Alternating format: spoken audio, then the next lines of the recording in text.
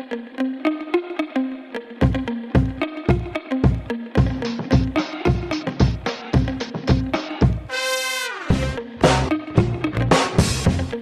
so excited about our podcast this week. We're coming to you live from the CES show floor, right in the main lobby. We're going to be talking with leading journalists about the exciting trends and products we're seeing all over CES. So be sure to download our episodes on January 9th, 10th, and 11th to hear firsthand about the future of technology, what it'll look like, and what we're seeing all over CES. Enjoy today's episode, live from Las Vegas. Good afternoon. I'm Jeff Joseph. I'm the Senior Vice President of Communications with the Consumer Technology Association. We're the organization that produces the CES. We're on day 3. I hope you had a tremendous week here in Las Vegas. If you're like us, I think you're tired, you're parched, you're just about ready to go home, but no, there's still more to go. And we're going to talk a little bit about some of the great things that we've seen across the show. We're going to do it in sort of a game show format. I'm going to ask some questions, sort of best of things, and this distinguished group of journalists is going to respond. So instead of my introducing everyone, I'm going to ask them to introduce themselves and just tell us how many CESs you've attended. Ready? Not hard question. Mike working? Hi everyone, my name is Dana Wollman. I am executive editor at Engadget, and I believe this is my 9th CES. Ninth. All right, so single digits, but good. This is my 15th, by the way, so. Michael? Hi, I'm Michael Artsis, and I'm the founder and CEO of BeTerrific, and I believe this is my 5th CES, and we love CES, yes. We're glad to have you. Natt? Hi, I'm Natt Garun. I'm senior technology editor at The Verge. It is my 6th year in a row, second with The Verge, so happy to be in the nice trailer over there instead of trekking everywhere. We're happy to have you here, in the trailer or anywhere. Charles? Hey, this is Charles Warner. I'm the editor-in-chief with Innovation and Tech Today, and this would be my 7th CES. So I've kind of got you doubled there, but that's okay. You'll get there someday, perhaps. It's joy. All right, well, let's jump right in. So we're going to start with sort of simple stuff. So one of the great trends we've seen here this week is AI, artificial intelligence, and we've seen it across the show floor. So the first question, the first category is best use of AI. What technology, what product have you seen that best uses AI? I'll give you like 10 seconds to think about it. All right, go. All right, so we're going off the first thing that came to mind, right? Okay, yeah, first All thing right, comes to mind. so I'm thinking of Sony's Aibo robot dog, and the fact that as it learns, it can tell which of its owners, distinguish between its owners, and tell, for instance, which gives better pettings. So not the most earth-changing use of AI, but I think the one that came to mind first, and that says something. So it means something if it was the first that came to mind, for better or worse. Yes. All right, Phil. I think it's what Ford is doing with AI, because they're also really studying how humans interact with AI and then feeding that back to the AI. So for instance, they're taking their cars and they're noticing how people interact with driverless cars. What happens when you pull up to a stoplight and somebody's crossing and the car doesn't have a driver? Usually you look for the head nod or the hand signal from the driver, the wave, or some kind of interaction, the eyes. If the pedestrian doesn't have the feedback because there's no driver, how did they react? And then they teach the AI how to adapt. And also they're using the AI to let bikers know and stuff, hey, I'm making a right turn or I'm making a left turn, so that bikers and pedestrians can kind of steer clear of these cars or know where they're going. So I thought it was the greatest use of AI, and they're doing that too with delivery. We don't think of how food is going to be delivered. The food technically now gets delivered by a person to our door, but what happens when the car drives itself to your house? You have to go to the car to get it, and then how does the AI react with different situations and scenarios when you go to get it? So they're really studying human interaction with the artificial intelligence, and I thought that was the best use that I've seen, and I love that they're really advancing it. I haven't seen anybody else doing that. It's one of the things I've noticed about this show. Sometimes innovation comes like, boom, you have a tablet or you have HDTV. Other times it's more incremental. And watching the evolution of self-driving vehicles, moving from where you have all the radars outside to actual vehicles with that sort of intelligence has been really fun to watch. Yeah. You've been part of the show. Natt, how about you? I think for me, it's a lot less grand than autonomous cars. I think for me, innovation and image recognition with like recipes apps that I think appliance companies like LG and Whirlpool are working with, and these apps that can recognize food and ingredients and help you learn how to cook and make things and optimize time at home with your family. I think that's something that's arriving very quickly in the smart home industry, and I think that's something that's here now and very effective and like you can use it immediately. You don't have to wait years from now. You don't have to wait for cities to approve these machines and apps. So like I think that's something that's very immediately useful for a lot of families, and I like to focus on things that are like really impactful and like increases quality time with family members. Right. Not everyone's going to get a self-driving vehicle immediately, but everyone has to. Yeah, like, I mean, the vision is great and it's very exciting, but for me, like, I'd like to see things that I can use tomorrow. Right. Very cool. Well, I would have to say, and it's right there in front of you, but Sophia, the robots that learn, and I think it's really exciting. It's a little bit scary. But I think that just the idea that we can interact with them almost like people, and that they're getting smarter and everything like that, I think what Hanson Robotics and those guys are doing is absolutely fascinating, and it's like science fiction almost can't even keep up with reality now. The companion robots, not the replicants. Yeah. No, not those. Would you guys get robots? Would you have one in your home? Just random. I'm down. You're in? Yeah, right. I'm in too. I'm on the fence. I worry that it learns too much and then wants to take me on. But on the other hand, I love Rosie, so maybe sign me up. With reason, you've already said. I don't know about a companion robot or anything that seems like an animal or anthropomorphic. Yeah. But I think to Natt's point, I would sooner have robotic technology in the form of a very, very smart appliance or something like that. The folding laundry machine, the laundry folding machine. Oh, that'd be great. That'd be great. I thought that was I really love cool. that thing. That was Foldimate. very cool. That's Foldimate, unbelievable. Unbelievable. Robots, yes, no, at home? No, I'm with Dana. I think I'd rather have a dedicated thing than something that's moving around my house and following me. I don't know. Sort of creeping around your house at night, following you around. Yeah, Right, and so you not have to quite- worry about charging it. Like, Right. Fair It enough. should know to charge itself, although my son still can't figure out to brush his teeth himself, so not much hope for the robot Well, to charge itself. Companion, maybe they can help each other. They can learn from each other. Okay, next category. We go off a little bit. The best product I've seen that I would give to my grandmother, we'll say grandmother, something that you think your grandmother would really use and be excited about. All right, so 10-second countdown again. All right, we'll go the other way. We'll mix it up. Okay, I saw a bed, a smart bed. I think it was Reverie or something. It's their Jedi technology, and you put like a halo on your head, and you can control it with your mind. And I'm pretty sure that my grandma, because she's not very technically inclined, she could do this. Just control it with your mind. Yeah. Can you explain what practically what is that?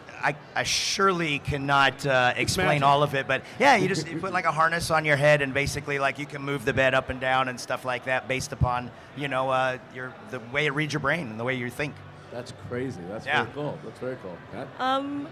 there's a lot of technology actually that I think are aimed at the elderly here at CES, particularly more this year than I've seen in most years. For me, though, I still think some of the most useful ones are like hearing aids. There's a lot ones that are more well designed, it's sleek, it's comfortable. Because the problem with tech for the elderly is teaching them how to use it or getting them accustomed to using it. Like I think we saw one, there was this belt that had an airbag that it inflates itself when the elderly, when your grandmother or grandfather falls. But teaching an old person to kind of use that or remember to wear that and put that on every day, it's difficult. Hearing aids, a little less difficult. I think that if I had to get something for my grandparents that they'll actually use, that seems like the most practical one. Most practical, absolutely. I saw the inflatable fall protector thing it unveiled the other night. It's fascinating, but I think I think a little more practical. Michael? I think going off the same kind of theme, I look for things that are easy to use. My grandmother's no longer with us, but she was very spry till the end. And so I think of my mother, who has trouble getting around, has MS, and really has trouble with technology. And for her, I think that it's not geared towards seniors, but it's called Kids Connect, and it's a cell phone for kids that is easy to use. 3 buttons: call this person, call that person, call that person. It's got some other features, and I think my mother could benefit from that. She can't figure out how to dial a cell phone. She doesn't get send and end, and so it's very hard for her. So to have something that could help her in the case of an emergency to reach out to people would be very helpful. That's very cool. That's a good one. So my grandmother actually, she is with us, and she has dementia, and she lives in a nursing home. And so I thought of her when I saw the Zenoma smart pajamas that have sensors woven into the fabric. And the idea there, and it's interesting, because a lot of approaches to dementia focus on mental acuity, but here the focus is really on granting a little more independence to people who are living, let's say, in a nursing home or assisted living. So, and I've seen that it would be great for patients like her to not be confined to one room, or even just be able to wander off to the rec room on their own, unsupervised. And so I think anything like that is fantastic. And I wouldn't give it to her literally because she is not much of a walker these days, but if we were to rewind a few years, I think this would be a better fit for her. Someone else's grandmother. Yes, absolutely. Yeah. So I love the practicality of some of this technology, the real world applications. Okay, next category. Ready? The product that you've seen that you'd most want to take home with you, if you could buy it here, which you can't, but if you could, if you had Donald Trump's reported wealth. So reported wealth, what you would want to take home. So money is allegedly no object. All right? Ready? We're going to do it different. We'll start with Michael and we'll sort of weave in and out. Oh, I've been waiting for this one. So if I've got one and an honorable mention, and the reason I have the honorable mention is because if I had Donald Trump's reported wealth, I probably already have the honorable mention, and that is Furrion. They have the most beautiful mobile homes I've ever seen in my life. Not only would I like to live in there, I would like to broadcast live from there and just drive around the country broadcasting live. It looks like a multi-million-dollar apartment, studio apartment in New York City, island kitchen, induction stovetop, marble granite everywhere, and the latest technology. And by the way, you have to drive a tractor trailer to cart this thing around. Right. So that's I probably already have it if I have the wealth. The one I really love is the exoskeleton called Mac from Furrion. And you know what? If I had his reported wealth, I'm buying that, and I'm probably going down Las Vegas Boulevard with it. It's like something out of the Avengers. That's cool. I love, by the way, how you put having a place for your recording studio, for your broadcast studio, above your living space, by the way. It's fascinating priorities. All right, let's see what we'll wander. Natt, we'll go that way, and then we'll wander back. Well, I mentioned the smart kitchen stuff before. So, all these other appliance companies now have these smart kitchens that work with an app. I am trying to also spend as little time as possible in the kitchen, and I love all the stuff that they have. But when I was talking to them, it's like the microwave starts at like $820. The range is like $2,000. The fridge is $4,000. It's a lot. For the cost of a down payment for a home, you have that smart kitchen. So if I can afford it, I would love a smart kitchen. Smart kitchen. Again, you're so practical. I love that. Okay. I actually am in the middle of a kitchen renovation. Yeah, so I obviously have some preoccupation with all of the smart kitchen displays, and I was going to say that, but I think I would rather my answer be the Intel Volocopter. Oh yeah. So I think if I had a lot of money and money is no object, I think I'm going to have that be my official answer. It's very cool. Yeah. Were you at the keynote? Did you see it live? I was, yes, and I did see it live. Yeah. They have it on the floor. I haven't been over there. They actually have it here on the show floor, on the exhibit floor. Do they?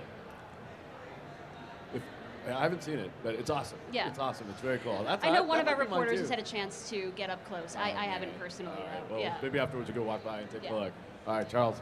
No object, allegedly. I'm a big fan of the electric cars, and I think it was Genovation. They've got an electric roadster.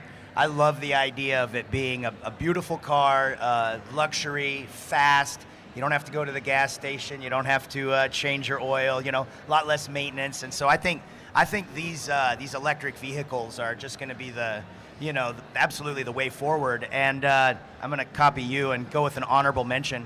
Whirlpool has I guess they've got an app, and you can scan inside your fridge, and it will see all the ingredients you have, and then it's got a data bank of recipes, and then it will tell you what you can make with what you have in your fridge, and then it talks to the stove, so it has the proper time, duration, temperature, everything like that. So even someone like me could probably whip up a gourmet meal with what I got in the fridge. But with Donald Trump's reported wealth, that's for your chef, not for you. Yeah. Well, there's that. Well, I was thinking of something, in my fridge when I was young, I've got leftover pizza, a beer can, and a bottle of ketchup. Give me something great out of that. Very cool. All right. Next category. The most underreported story or trend that you've seen here this week. Underreported. Underreported, right? 10-second countdown, more or less. There's a lot of reporting going on here. There's a lot of reporting going on, so the most underreported. I think that it's the trend that we're really, across all lines, becoming more efficient. Everything is about efficiency. So if you look at the 3D printing space. We now have metal 3D printing from a company called Mark Forge that is not only metal 3D printing, it's going to market. They're not prototypes. They're actually sending them to aerospace. Their idea is that you'll put 1,000 of these in the warehouse for Amazon that's in the last mile. You'll go, oh, I need new brake calipers. Well, how can I get those? It's 3 weeks to get delivery on them. They're $5,000, or I can just have Amazon print it out, order it now, and have it in an hour. And they're actually making aerospace parts and car parts and motorcycle parts out of metals. Then you look at all the other technologies, Alexa in just about everything. The best line I heard all week was from Alex Very from Mad Cats, who said, I'm just hoping Amazon will put Alexa in one more product. And, we're trying to become more efficient with our lives. So whether it's work, play, or, or actual home lives, we're trying to become more efficient across the board. Having home automation and then voice command for home automation makes us more efficient. So autonomous vehicles, more efficient. I think the idea is making us more efficient across the board, and I think people aren't talking about that. They're not tying it all together, that across the board, we want to be more efficient. Interesting storyline, Dan. So I don't know if I would quite call this underreported, but I think as journalists, it is especially challenging for us to convey the Smart City Expo to our readers, because we're talking about developments that aren't just a year away or even 5 years away, but decades away. And I think that's both what makes it especially interesting, the futuristic nature of it, and I think that's also in a way what makes it challenging to explain to readers is having people make a connection between their current selves and future selves and understand the impact that this will one day have on them. So I wouldn't call that underreported, but I would say that that has been a unique reporting assignment for us. So how have you tried to explain it in a way that's accessible? I think go technology by technology. I think understanding that these are all conceptual to some extent, and none of these companies who are demoing are necessarily working together at this point, so I would take it not as one cohesive, definitive vision of the future, but each company's idea of the future, and consider each for what it is. Well, each benefit by benefit is good. Right. Yeah. I mean, it's a little different from walking into LG's suite and seeing all these appliances that were designed with the other in mind, right, and designed to work together. Right. You go into a Smart City Expo, they weren't designed to work together, but they all represent something that is feasible and possible. Right. Yeah. Very cool. I like that answer. Natt? I like all the answers, but Smart City is just difficult to explain to people. So. I think that's a great answer. I think for me, I think the same with the elderly gadgets and how old people, you get senior citizens to wear them. I think that's the second year in a row where you guys have a area just for smart sleep tech. Right. And I think that, I wouldn't say this is underreported either, but I think a lot of companies make a lot of claims in the science and health space about all these different gadgets, and I think that it's very difficult sometimes to report just how well these claims are, especially, there's a lot of different researchers, and it's a lot of researching to figure out, where these studies are coming from. Are they sponsored by anybody? It's difficult to turn this around in a very short span of time at CES.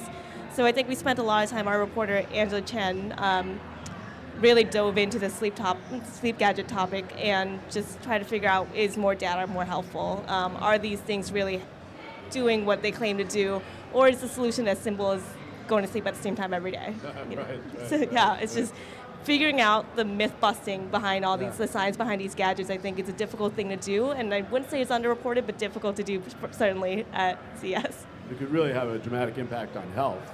Yeah, I mean, and also just expecting an expert to get back to you in an hour, and if someone's in the East Coast, we're on the West Coast, all that logistical issues. Right. It'll be fun to see which ones survive and which ones actually come through over the coming years. I think something that's really been, and I don't know, it's probably not underreported, but I mean, voice is here. Voice is here, and Alexa's leading the charge, and everything's connected, kind of like he was talking about. But I think sustainability is something that it used to just be like a cool thing to say, or companies would kind of just throw someone in a sustainability position, and it was just like a figurehead or something. Now, sustainability, because of everything being connected, because of everything working more efficiently and everything like that, I think that more and more companies are realizing that sustainability isn't just a good thing to do, but it's strategic. And it's making our lives better. The more that we can save time, because wouldn't we all like to have more time? the more that we can save time and be more efficient, then the more we can focus on the things that really matter. And all this technology being interconnected is helping us do that. If you need to get cat food, you could just say, hey, Alexa, get me some cat food, and you come home from work and it's there. So everything working together and the IoT and the smart, everything being connected, I just think that everything is more sustainability, more efficient, and I think that that's going to be a trend that more and more companies are embracing, and the story will be told more and more. I think it's right, the connected home. If you have smart thermostats, smart water monitors I've seen, and then with the smart city, it really can increase sustainability. It's very exciting. Yeah. All right, we have a couple more before we wrap up. Let's see. Well, this is easy. That was underreported. Quick round. Most that was overreported. Underreported. So now we go overreported. So most overreported story. What everyone was talking about. Like, enough. I got it. Yes, we get it. No offense to Google, but we know Google's at CES. Right. We've heard. No offense taken, I think. Yeah, I think everyone knows. I think we know now. I think we know why Google is here, to establish itself as a player in the voice assistant space and really not cede that ground entirely to Amazon Alexa. Definitely a great reason to be here. I think that we can also, to your point, tell other stories. I think there's a lot of other stories to tell. Right. Important story, but we get it. Because there's so many facets to CES, and I think voice control is an important one, but I think it is just one of many threads happening right now. I would say we spend too much time on the big companies. I mean, I love them all, but Sony's great, and so is Panasonic and LG and Samsung. But I'd like to see more reporting on the companies that are in Eureka Park and are doing really innovative things that make leaps and bounds, not incremental increases every year. We know that these companies are here. We're happy to report on them, but I don't know if I need to hear about LG's newest television 1,800 times, like maybe 1,759 would be good enough. So I think that if we just paid a little bit more attention to the companies that get less media attention, that would be really nice.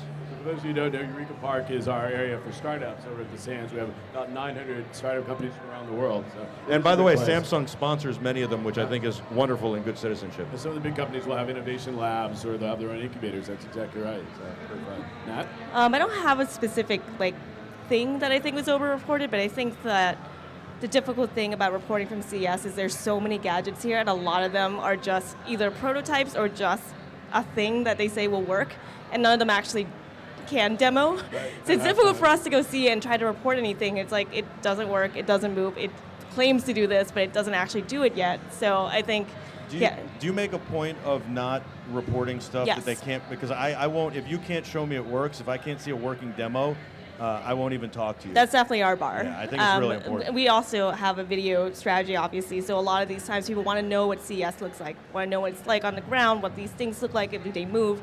If they don't work, that's where we draw the line. So PR tip number one to these companies, make sure your demo works. Make sure it works. Yeah, and if it doesn't, that's fine, but that's what we're going to report, that it doesn't work. Right. Fair. I think when a lot of people think CES, the first thing that they think of is TVs.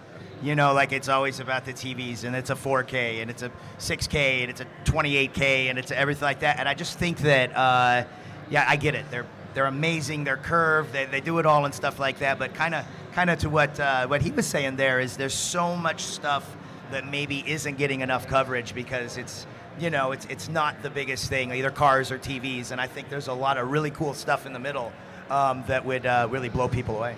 There's just cool stuff all over the show floor, not just with the big companies. All right, we're sort of winding down to the end here. Let's see. All right, we'll do two more questions. All right, the first one is, so there's always a lot of private parties here, a lot of cool artists here, a lot of cool musicians, and one of the ones who played was Macklemore. So this is sort of the popping tags category. So the product that you saw that you just say, this is effing awesome. All right. This is the coolest thing, regardless of price. And even if the demo didn't work, the concept was so cool. You're like, this is just awesome. All right, we'll start with you. I have to say the Affleck duck. The Affleck duck. If you guys don't know what it is, it's duck that Affleck partnered with this company called Sprouttail. They're a robotics toy company.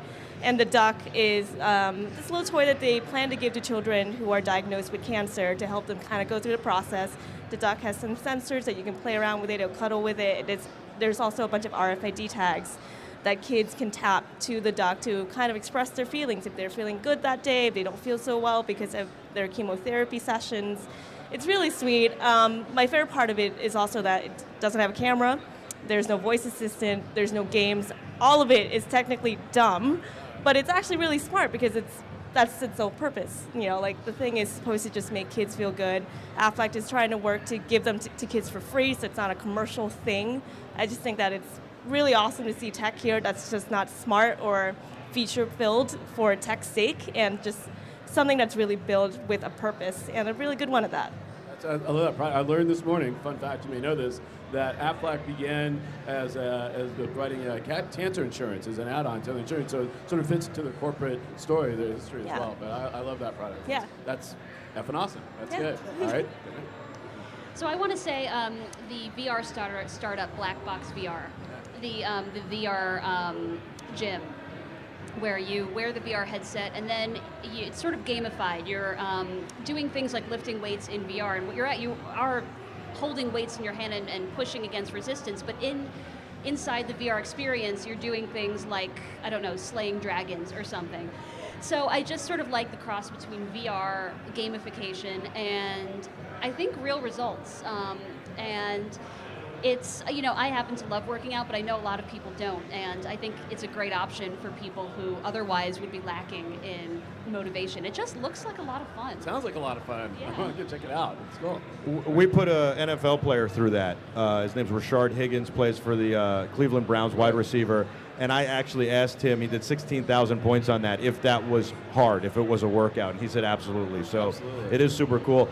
To me, I think that Hyundai Mobis has this technology that is going to improve driver safety so much until we have autonomous vehicles. And it's going to roll out in the next year or so. They demonstrated it for us. And the idea was that there are 7,000 fatalities from sleep deprivation or sleeping drivers on the roads today. They're saying that ranks up there, just a few thousand short of drunk driving, and ranks up there with AIDS, how many lives it takes every year. So they're trying to eliminate that by having the car, any car, not just a Hyundai, because they're putting their stuff in other cars, using the existing sensors in your car, existing infrastructure, to upgrade the software and take control when it notices certain patterns, to literally take over the vehicle, notice what's on the road, and guide you to the shoulder and stop safely so that you can get the rest you need. Yeah, you pick up some of the themes of all these different things you talked about, really the sort of concept of tech for good. We all love our smartphones, I love TVs, but there's all this technology that really is sort of impacting real lives. It really is sort of changing the world. It's amazing. It's a fun story. Counselor, that's you, right? Yep. All right. I like gamification too. I got a 6-year-old daughter, and I saw a toothbrush. It's a game to get kids to brush their teeth. And like my daughter, when she brushes her teeth, she's in there for like 10 seconds. And I know that she's not getting anything off of her teeth. And this toothbrush is connected to an iPad. And they go in there, and there's these little monsters, these little yuck monsters that are coming after them on the iPad. And if the monsters are coming from the top, you brush on the top, and then you get the monsters. If they're coming from the left, you brush on the left. And so she's playing a game while she's actually brushing her teeth. I like tech that solves a problem. And this is a problem if you have a 6-year-old daughter. They don't brush their teeth very good. So I think gamification and making it fun and solving a problem, that would be my Macklemore Pop and Tags product. There you go. Thank you. All right. This is the last category. So I was flying out here. I got on the plane, and this guy came down the aisle, and he was wearing a sort of a gold lame tracksuit. He had a gold chain with the dollar sign on. He had the big glasses. He was Elvis. He was Vegas, right? So my question to you is, what's the most Vegas thing you've seen in Vegas this week? The most Vegas thing you've seen? All right, we took Rashard Higgins and his trainer David Robinson to Topgolf last night. And first of all, I was blown away by the technology at Topgolf and at gamifying the driving range experience. It was a lot of fun. And David Robinson said, by the way, my fiance is here, and we're getting married tonight, and you can live stream it. And we mobilized our team. We were live streaming on Twitch. We were doing a Twitch IRL in real life stream, and we started to produce in real time on camera a wedding. And then at the last minute, he said, you know what, I don't want to stream it. And so the viewers had the entire experience. We had 54,000 people watching live, and they got the high of the wedding and the low, and we took them through everything. And Scott Heath, who happens to be PR for Canon, happened to be at Top Golf. He invests in a silicone ring company called Fixate. And I was just telling this guy, because he didn't have a ring, about the ring, and Scott walks by and we get him a ring. Oh, that's fantastic. So it was pretty Vegas. That's pretty Vegas. That counts. I did try to talk him into the Elvis wedding, but they shied away from that. Draw the line somewhere. It's awesome. Natt? I know this is not technically associated with the CTA, but we got a lot of pitches on those robot strippers that were apparently performing a show somewhere here. If you guys don't know what it is, not at the show, but in the vicinity. Right. But if you guys don't know what it is, it's a robotic stripper that has like a surveillance camera as a head, and it's very creepy and weird. It actually started as an art project that we learned. We tried to track down the guy who made it, and he made it as sort of a commentary on just voyeurism of sexuality, and they exploited it and turned it into literal pole dancers. So it's pretty unfortunate, but I feel like that's as Vegas and as CES as you get. I don't even know what to say.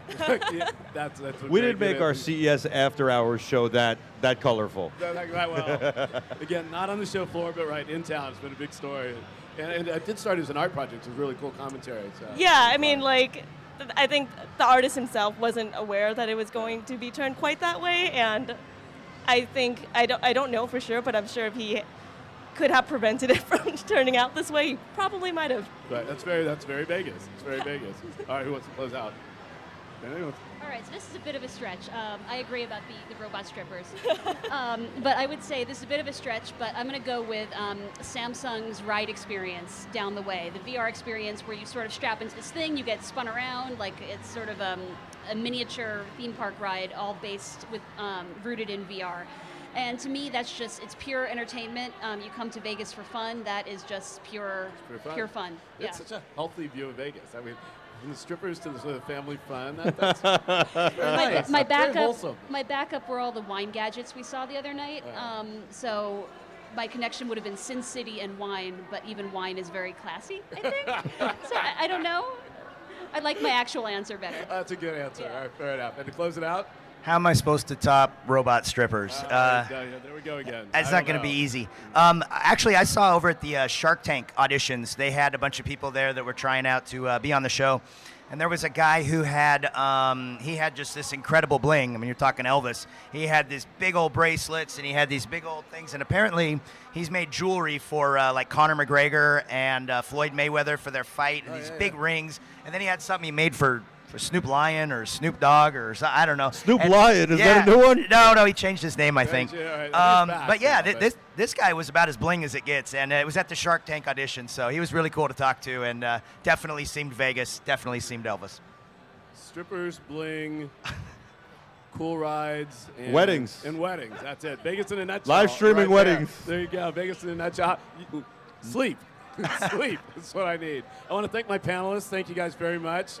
Have a great CES, day 4 coming up. So much more to see some of these great technologies we've talked about, and have a great show. Thank you very much.